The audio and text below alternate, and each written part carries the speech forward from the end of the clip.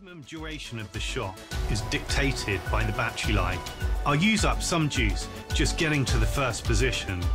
I'll also need to leave enough. Ketika kita membicarakan sebuah teknologi canggih pengganti helikopter yang bisa dikendalikan dari jarak jauh tanpa awak dan kecil, drone bisa menjadi sebuah alat yang sangat berguna ketika kita menginginkan melihat daerah yang terpencil dan sulit untuk dilihat helikopter. Selain itu, drone juga bisa digunakan untuk memantau keadaan dari atas langit dengan murah tanpa perlu menyewa helikopter yang sangat mahal. Kita bisa melihat bagaimana pembangunan ataupun wilayah yang terjadi proses perbaikan atau pembangunan. Tentu saja, drone tidak hanya digunakan untuk keperluan kemanusiaan, tapi juga bisa menjadi kebutuhan pribadi. Semisal untuk memotret wilayah rumah sendiri atau membuat sinematik film.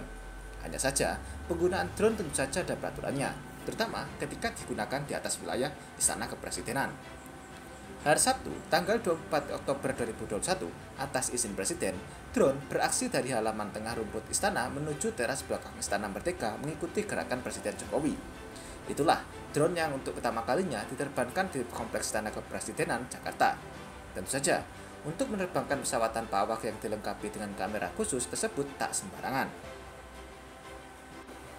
Maklum, wilayah utara Kompleks Istana Kepresidenan merupakan daerah Ring 1 yang tidak boleh diterbangi pesawat apapun.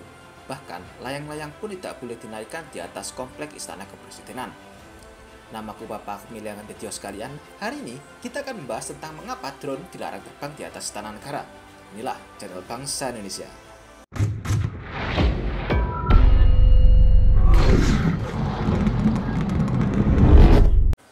Sebelum menerbangkan pesawat tanpa awak tersebut di halaman Istana Kepresidenan, tidak hanya drone yang diperiksa pasukan pengamanan presiden, tetapi juga pemakainya atau operatornya.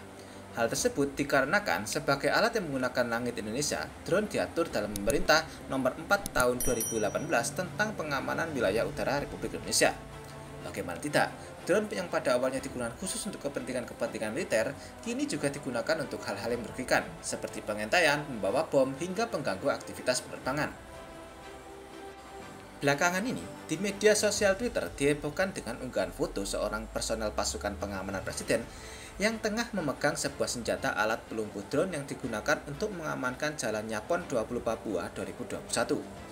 Dikutip dari akun Twitter @kamdo_ad, lebih dari 15 drone liar yang terbang di venue PON 20 Papua 2021 telah dilumpuhkan dengan menggunakan alat tersebut.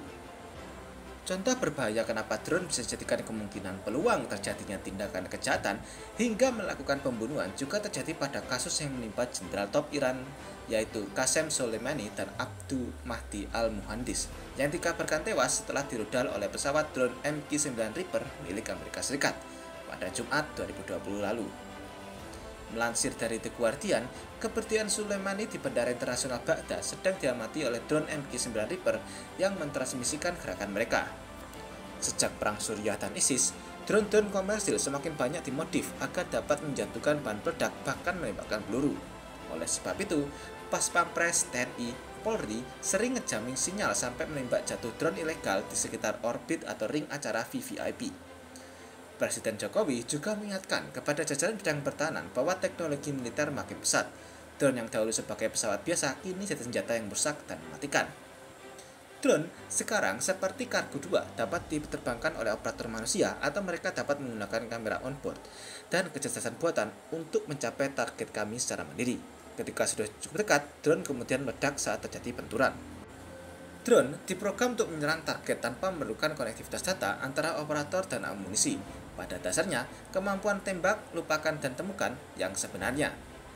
Drone memang memiliki peluang atau kemungkinan menyebabkan gangguan keamanan publik dengan sistemnya yang mudah, ringan, dan tentu saja tanpa awak. Hal tersebut bahkan ditambah dengan kemampuannya yang selalu meningkat seiring dengan perkembangan teknologi. Namun, apakah drone memiliki kelemahan dalam sistem kerjanya dan mampukah drone mengganti alutsista untuk pertempuran modern ke depannya? Tentu saja, drone ini punya kelemahan, yaitu terbang dengan sangat lambat dan mudah dideteksi radar. Sehingga jika musuhnya mempunyai radar canggih dan punya perlindungan seperti teknologi Iron Dome seperti milik Israel, maka drone hanyalah senjata sampah di angkasa. Bahkan, drone juga mudah sekali dikacaukan sinyalnya dengan menggunakan alat jamming. Jadi, dengan hal tersebut, apakah drone mampu menggantikan peran alutsista konvensional? Maka jawabannya adalah tidak, atau setidaknya belum untuk saat ini. Drone memang dapat diperlengkapi dengan rudal udara ke udara. Meskipun begitu, drone jauh lebih lambat dan jauh kalah gesit dibandingkan pesawat tempur, lebih-lebih yang dikhususkan untuk superioritas udara. Drone juga rentan terhadap SAM atau Surface Air Missile, sehingga drone hanya bisa terbang di wilayah musuh yang memiliki pertahanan udara yang lemah, atau malah tidak ada sama sekali, atau setidaknya harus menembakkan rudal di luar jangkauan SAM musuh untuk kemudian berbalik tanpa harus benar-benar memasuki udara musuh. Dan resiko tersebut dari drone yang saat ini tidak dimiliki oleh pesawat tempur adalah kemungkinan pengambil alihan atau dibajak oleh musuh, kemudian didaratkan di daerah musuh dan dipretelin untuk jadi tahu bulat matanya atau bahkan dibuat tiruannya. Pesawat tempur memang berpotensi terkena jamming musuh atau tembak jatuh, namun tidak ada resiko didaratkan utuh-utuh dan dibongkar komponennya. Karena ketika pesawat jatuh, maka semuanya akan hancur. Selain itu, pesawat tempur juga mampu membawa senjata-senjata yang lebih berat dan lebih banyak dibandingkan drone militer. Sebut saja rudal anti kapal dan rudal jelajah. Mereka juga diperlengkapi dengan kanon internal yang bisa digunakan untuk tembakan bantuan darat atau pertempuran udara jarak dekat. Nah, itu tadi alasan tentang kenapa drone dilarang terbang di atas lingkungan presiden dan titik-titik prioritas lain, serta apakah mungkin drone dijadikan pengganti alutsista di era sekarang. Kami harap kalian tertarik dengan topik kami hari ini, dan agar kalian tidak ketinggalan topik menarik kami lainnya, jangan lupa untuk subscribe dan tekan tombol loncengnya. Namaku Papa Akmil dari channel Bangsa Indonesia, sampai jumpa lagi di episode selanjutnya.